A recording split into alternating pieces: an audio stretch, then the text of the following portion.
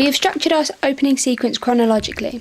We have started much like a lot of other horror opening sequences with a shot of establishing the location. This also established our main characters. We then have a shot to identify the antagonist. The rest follows up, building up the story and the mystery which follows with our horror genre. We wanted to keep our font simple yet with a scary look to it.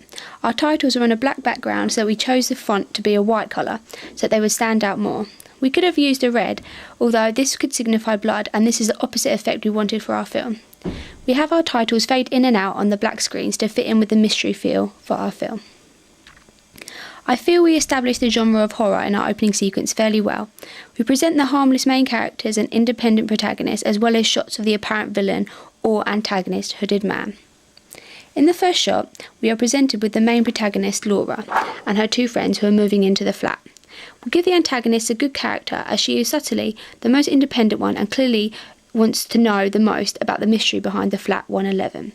The protagonist is also well set up.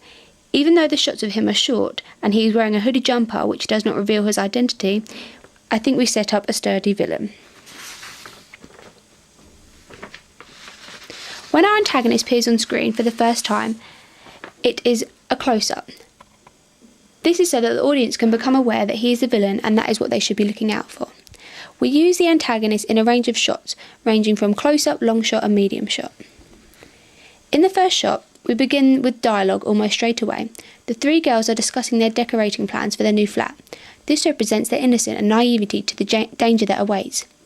We have one music track that is an eerie, scary sound that plays throughout the film. We added 2 superimposed images over our film. This was to show the jump back in time when the antagonist had committed previous murders, but also to show the fogginess of the image complements our horror genre, although I cannot recall any other horrors that used superimposed images.